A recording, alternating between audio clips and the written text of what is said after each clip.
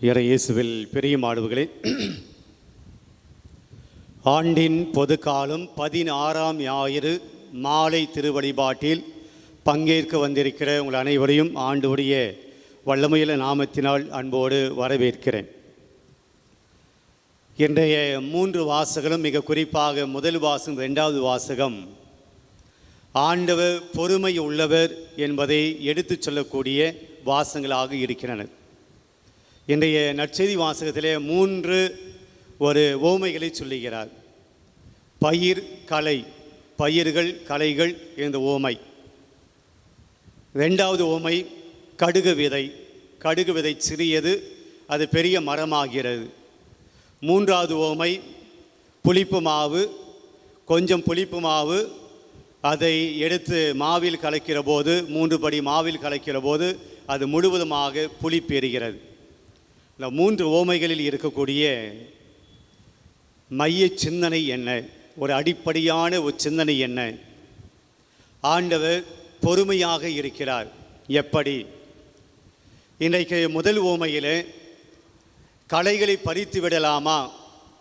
பயிர்களை தானே வளர்த்தோம், பயிர்களுடைய விதைகளை தாமே நாம் விதைத்தோம், களைகள் வந்திருக்கின்றன, பகைவன் இந்த வேலையை செய்திருக்கிறான், எனவே உடனடியாக களைகளை நாம் பிடுங்கி விடுவோம் என்று பணியாளர்கள் சொல்லுகிற போது அந்த நிலத்தினுடைய உரிமையாளர் சொல்லுகிறார், வேண்டாம், பயிர் வளரும் வரை காத்திருப்போம், வெயிட், நாம் கொஞ்சம் காத்திருப்போம். பயிர் வந்தவுடனே, தானியங்கள் வந்தவுடனே அதன் பின்பாக அறுவடை காலத்தில் நாம் களைகளை தனியாக பிரிப்போம், தானியங்களை தனியாக பிரிப்போம் என்று அதுவரையிலும் பொறுமையோடு காத்திருங்கள் என்று முதல் கதையில் ஓமையிலே நாம் பார்க்கிறோம்.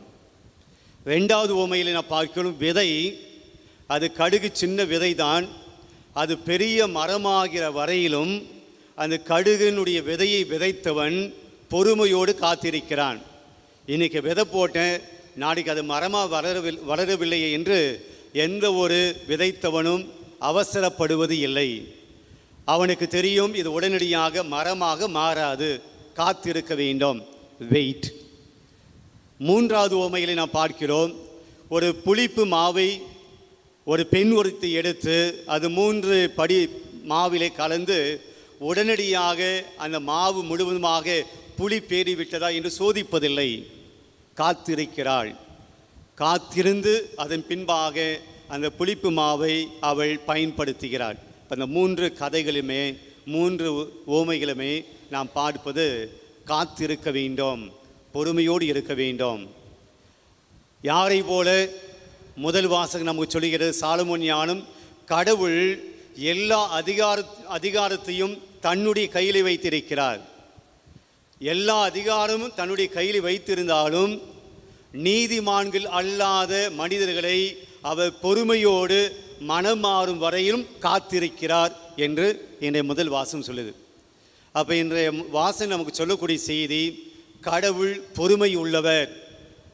அதுபோல நாமும் நம்முடைய வாழ்க்கையில் பொறுமையோடு அமைதியோடு காத்திருக்க வேண்டும் என்ற ஒரு செய்தியை மைய செய்தியாக இன்றைய வாசகங்கள் நமக்கு கொடுக்கிறது. மனிதன் பொறுமையோடு இருக்க வேண்டும். துன்பங்கள் மத்தியிலே, துயரங்கள் மத்தியிலே, கஷ்டங்கள் மத்தியிலே பொறுமையோடு இருக்க வேண்டும். ஆனால் முடியாது. கஷ்டமான சமயத்தில் நமக்கு கோபம் தான் வரும், கஷ்டமான சமயத்தில் நமக்கு எரிச்சல் தான் வரும், நமக்கு பிடிக்காத காரியம் நடக்கிற போது நமக்கு ஆத்திரம் வரும், வெறுப்பு உணர்வு வரும். அதனால் நீங்கள் தூய ஆவியானவரிடம் ஜெபியுங்க, தூய ஆவியானவரிடம் வேண்டுங்க. நீங்கள் மன்றாட முடியாது, ஜெபிக்க முடியாத நேரத்தில், அந்தளவுக்கு நீங்கள் டென்ஷனாக கோபத்தோடு சினத்தோடு இருக்கக்கூடிய சமயத்தில் அந்த பொறுமையை கேட்டு நீங்கள் தூய ஆவியாரிடம் ஜெபியுங்க என்று சொல்லி 2வது வாசகம் இன்றைய வாசகங்களுடைய அந்த மைய செய்தியை நமக்கு கொடுக்கிறது. கடவுளை போல நாம் பொறுமை கிடையாது, கடவுளை போல நாம் காத்திருப்பது கிடையாது. ஆனால் அதற்காக நாம் அடிக்கடி கோபப்படுவது, சினப்படுவது அல்ல, மாறாக ஆவியானுடைய வல்லமையை நாம் கேட்க வேண்டும். அவர் நமக்கு துணையாக இருப்பார் என்பது இன்றைய வாசகம் நமக்கு சொல்கிற செய்தி. பிரியமானவர்களே, இன்றைக்கு இது ஒரு செய்தியாக இன்றைய வார்த்தைகள் இறை வார்த்தை நமக்கு சொன்னாலும், நான் விதை பயிர்கள் களைகள் என்கின்ற அந்த முதல் ஓமையில் இருந்து இன்னைக்கு நம்முடைய வாழ்க்கைக்கு, நம்முடைய குடும்பத்துக்கு, நம்முடைய தனிப்பட்ட வாழ்க்கைக்கு ஒரு சில காரியங்களை நாம் தியானிக்கலாம் என்று நான் நினைக்கிறேன். முதல் கதை மட்டும் எடுத்துப்போம், முதல் ஓமையை மட்டும் எடுத்துக்கொள்வோம். ஒருவன் தன்னுடைய நிலத்தில் விதைகளை விதைக்கிறான், கோதுமை விதைகளை விதைக்கிறான். விதைத்துவிட்டு சில காலங்கள், சில நாட்கள் கழிந்த பின்பு பணியாளர்கள் வந்து சொல்லுகிறார்கள், ரிப்போர்ட் பண்ணுறாங்க, தலைவரே, நீர் விதைக்கிற போது நல்ல விதைகளை தானே கொடுத்தீங்க, இப்போ நிலத்தில் பார்த்தா 2 விதமான விஷயங்கள் அங்கே இருக்கு. ஒன்று பயிர், இன்னொன்று களைகள் இருக்கின்றன. அப்போ தலைவர் சொல்லுகிறார், இது பகைவனுடைய வேலை.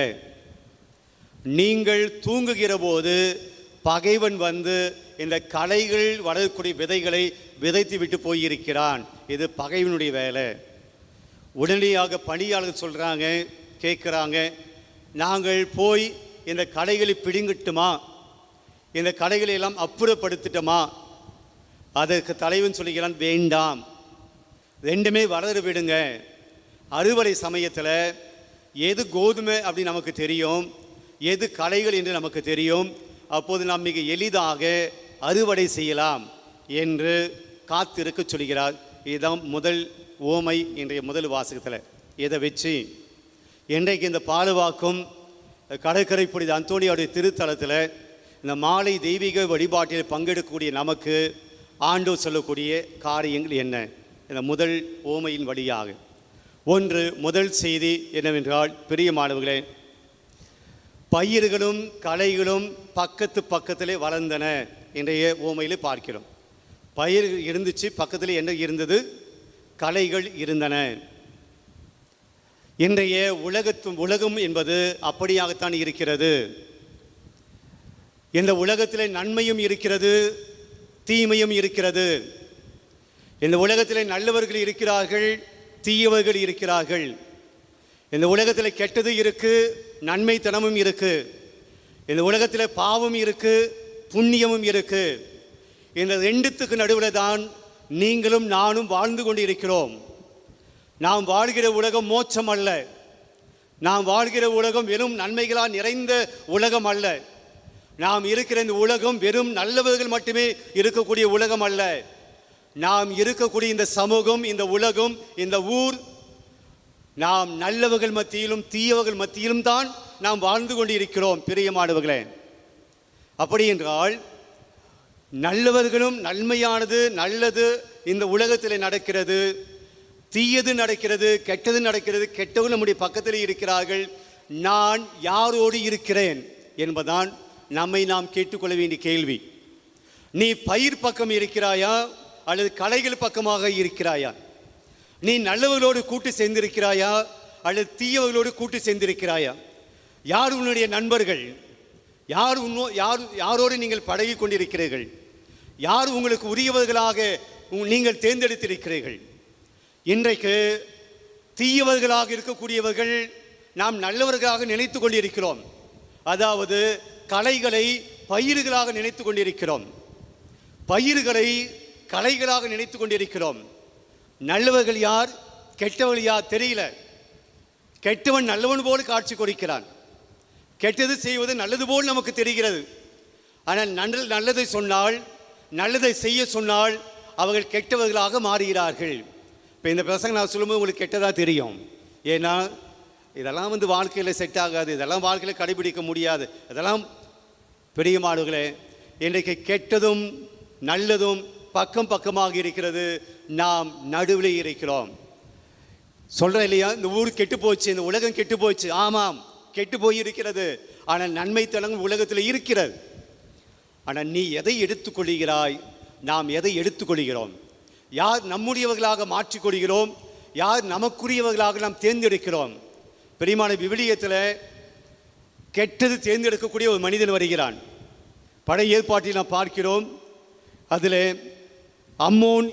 அம்னோன் என்கின்ற ஒரு மனிதன். யார் அப்படின்னா தாவீதினுடைய மகன் அம்னோன். அவன் என்ன செய்கிறான்? தாவீதினுடைய மகள், அதாவது தன்னுடைய சகோதரி மீது அவன் ஆசை கொள்ளுகிறான். பழைய பாட்டு இதெல்லாம் கொஞ்சம் இருக்கக்கூடிய காரியங்கள். இன்னைக்கு அப்படியெல்லாம் நடக்கும் அப்படின்னு நம்ம கேட்கலாம், நடக்காது. ஒரு அண்ணன் தங்கையின் மீது காமம், ஒரு அண்ணன் தங்கையின் மீது ஆசை கொள்வது நம்முடைய கலாச்சாரத்தில் இல்லை. தாவீதினுடைய மகன் அம்னோன் தன்னுடைய தங்கை தாமார் மீது ஆசை கொள்கிறான். ஆனால் மனசில் வைக்கிறான். தன்னுடைய தங்கையிடம் சொல்வதில்லை, தன்னுடைய சகோதரியிடம் சொல்வதில்லை. ஆனால் மனதிற்குள்ளே அந்த ஆசையை வளர்த்து கொண்டிருக்கிறான்.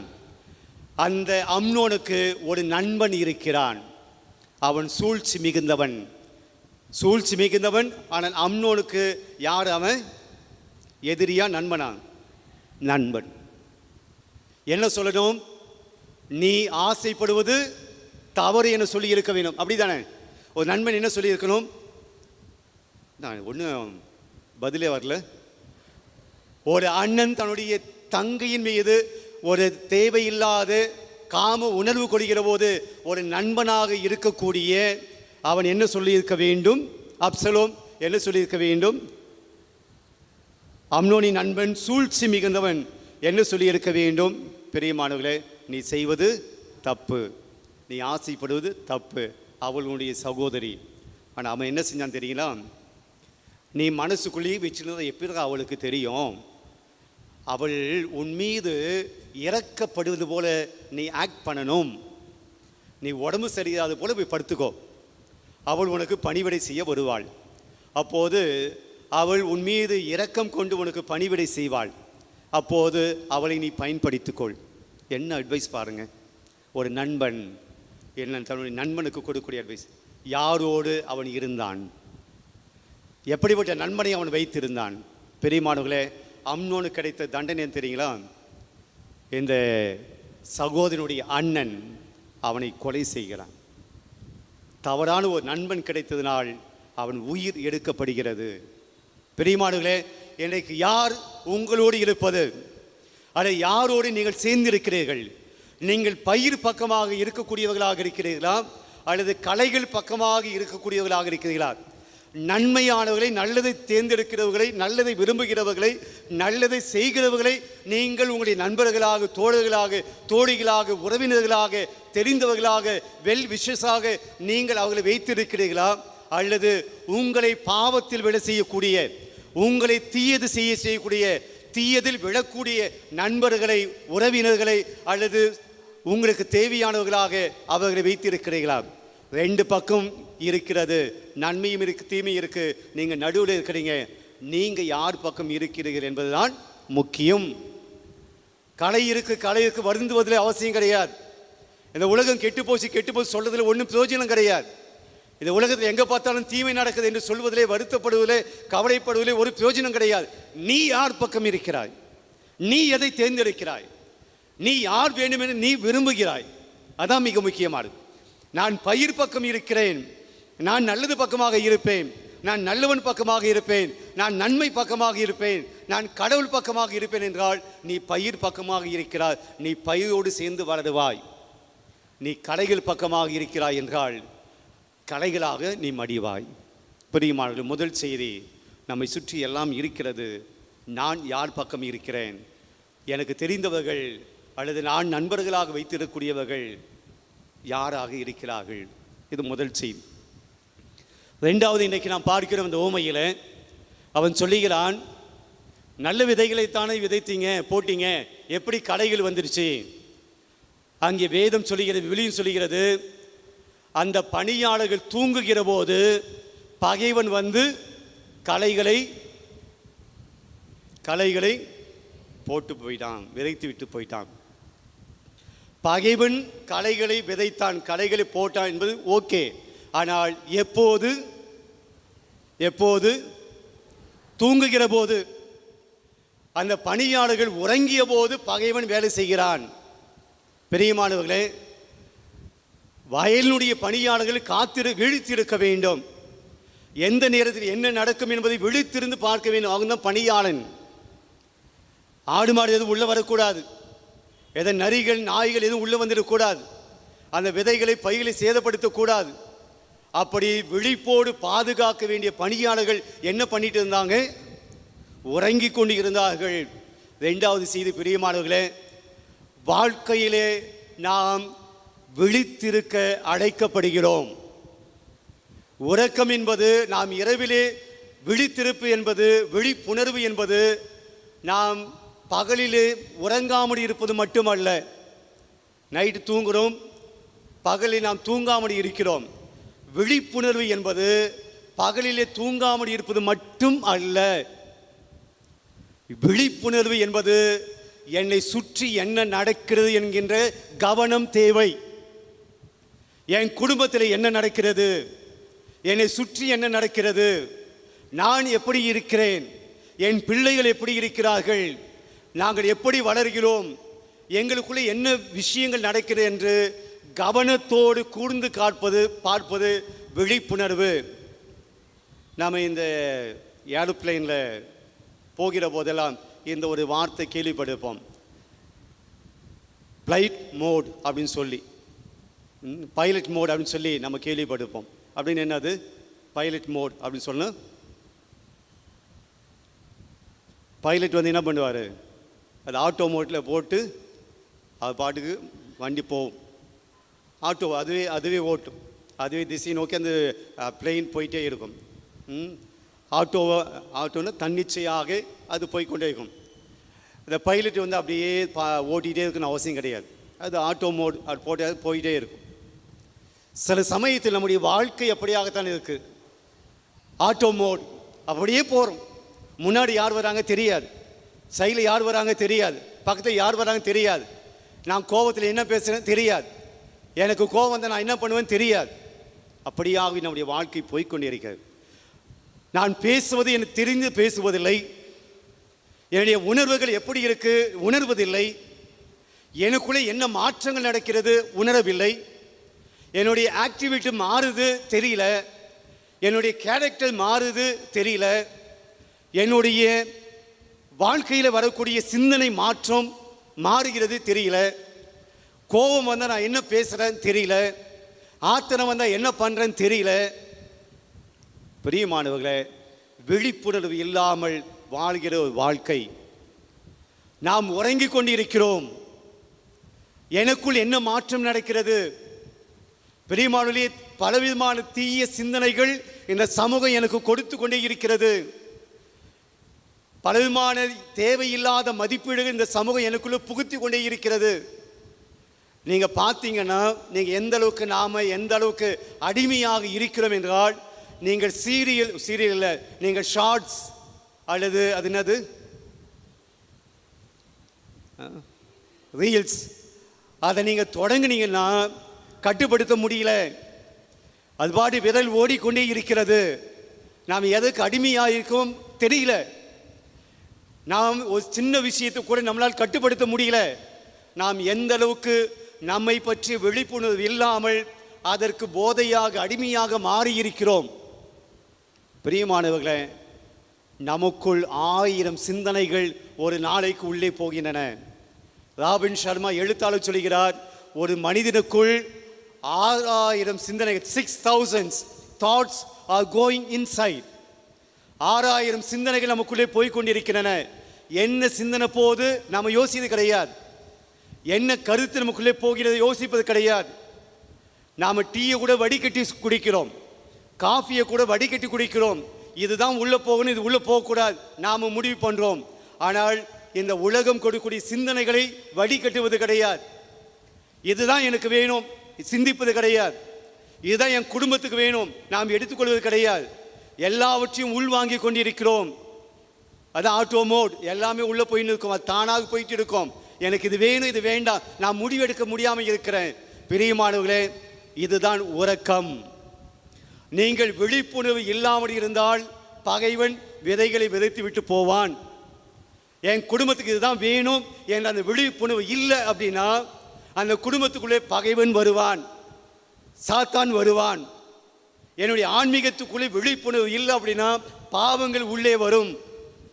என்னுடைய குடும்ப வாழ்க்கையிலே விழிப்புணர்வு இல்லைன்னா சண்டைகள் உள்ளே வரும், சாத்தான் வேலை செய்வான். அப்போ நீங்கள் விழிப்புணர்வோடு இருக்கிற போதுதான் உங்களுடைய வாழ்க்கைக்குள் வரக்கூடிய தேவையில்லாத பிரச்சனைகளை தடுக்க முடியும். களைகளை தடுக்க முடியும்.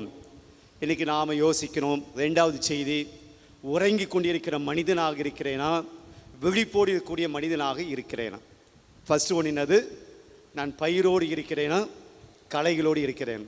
ரெண்டாவது, நான் விழித்திருக்கக்கூடிய மனிதனாக இருக்கிறேனா, உறங்கி கொண்டிருக்கக்கூடிய மனிதனாக இருக்கிறேன். பிரசங்கத்தை தூங்கலை பற்றி நான் சொல்லலை, இப்போ தூங்கலை பற்றி நான் சொல்லலை. வாழ்க்கையில் நாம் உறக்கத்தோடு இருக்கிறோமா அல்லது விழிப்போடு இருக்கிறோமா? ரெண்டாவது செய்தி. மூன்றாவதாக அந்த கதையில் வரக்கூடிய செய்தி என்னவென்றால், அவன் சொல்லுகிறான், வேலையாட்கள் சொல்லுகிறார்கள், நாங்கள் போய் பிடுங்கிட்டு வரட்டுமா, களைகளை பிடுங்கிட்டு வரட்டுமா? தலைவன் சொல்லுகிறான், வேண்டாம், இப்போ வேண்டாம்.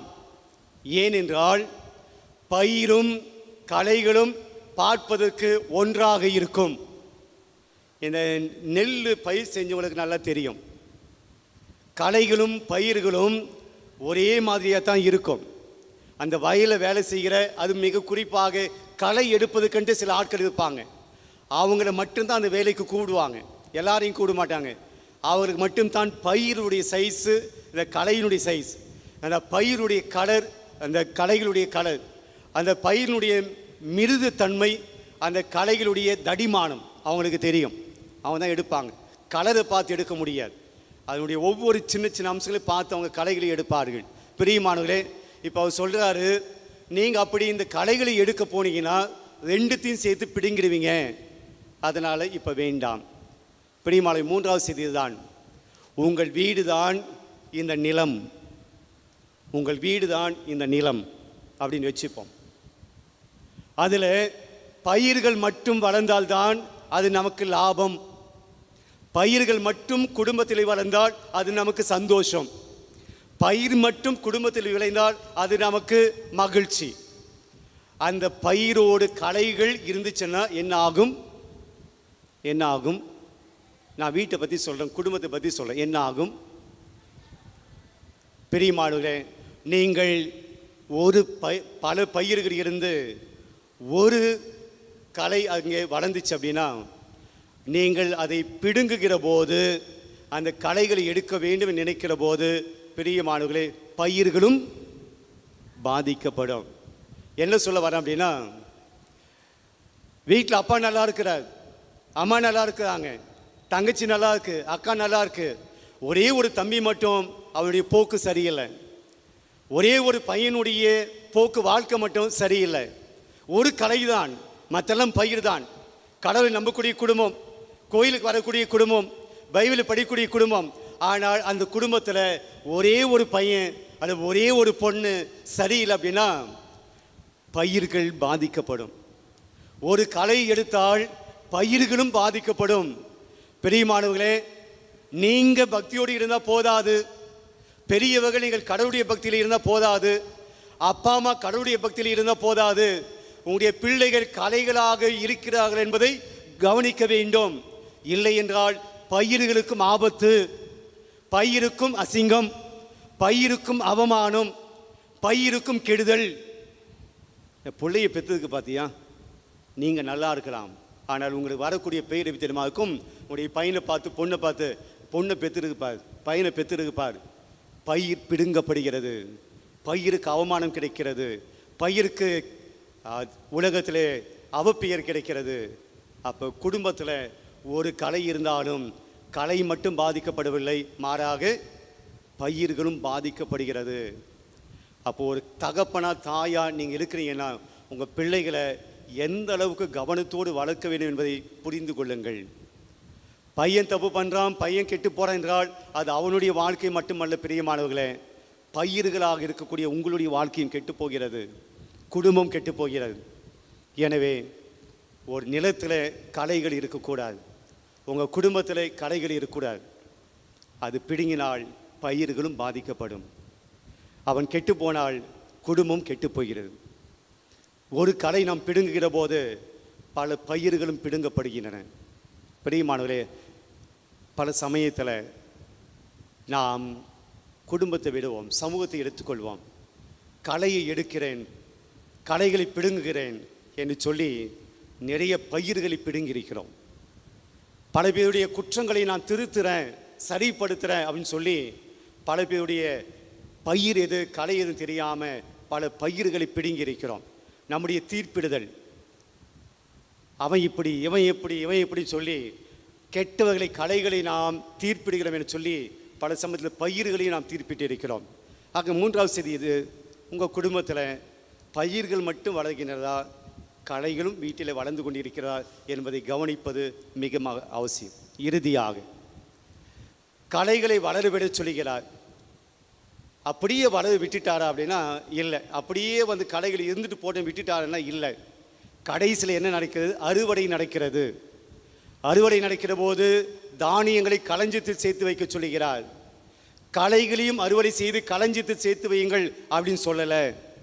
எங்கே போட சொல்லுகிறார்? எங்கே போட சொல்கிறாரு? நெருப்பில் போட சொல்லுகிறார். சும்மா போட சொல்ல, சும்மா அந்த நிலத்திலே விட்டுடுங்க அப்படின்னு சொல்லலை. அறுத்து வேற எங்கேயோ போடுங்க அப்படின்னு சொல்லலை, நெருப்பில் போட சொல்லுகிறார். பிரியமானவர்களே, பயிருக்கும் முடிவு இருக்கிறது, களைக்கும் முடிவு இருக்கிறது. பயிர் தானியங்களாக வளர்ந்து களஞ்சியத்துக்கு போகின்றன, களைகள் நெருப்பில் போகின்றன. இன்றைக்கு நாம் செய்யக்கூடிய நன்மைக்கு பயன் உண்டு, இன்றைக்கு நாம் செய்யக்கூடிய பாவத்துக்கு தண்டனை உண்டு. இன்னைக்கு நாம் பாவம் பண்ணுறோம் அப்படின்னா அது அப்படியே மூடி மறைக்க முடியாது. அப்படியே கடவுள் மறந்து விடுவார் அப்படி இல்லை. நேரம் கொடுக்கிறார், மாற்றிக்க சொல்கிறாரு. நீ கொஞ்சம் காலம் கொடுக்கிற, எடுத்துக்கோ, மாற்றிக்கோ, மனசை மாற்றுக்கோ, பாவத்தை விட்டுடு, நல்லவனா வாருன்னு சொல்கிறார். நான் கடைசி வரைக்கும் அப்படியாக தான் இருப்பேன்னு சொன்னால் முடிவு உண்டு, தண்டனை உண்டு. அது நெருப்புக்கு போக வேண்டிய சூழல் ஏற்படும். அன்னைக்கு வருத்தப்பட்டு பயன் கிடையாது. இன்றைக்கு தான் நாம் வருத்தப்பட வேண்டும். ஐயா, என் வாழ்க்கை இப்படி இருக்கு, நான் மாற்றிக்கணும், நான் இப்படி இருக்கிற நான் மாற்றிக்கணும், என் கெட்ட செயலை மாற்றிக்கணும், எனக்கு தண்டனை உண்டு. எனவே நாம் நெருப்பில் போகக்கூடிய மனிதர்களாக இருக்கிறோமா, களஞ்சியத்துக்கு போகக்கூடிய மனிதர்களாக இருக்கிறோமா? சிந்திப்போம், செயல்படுவோம்.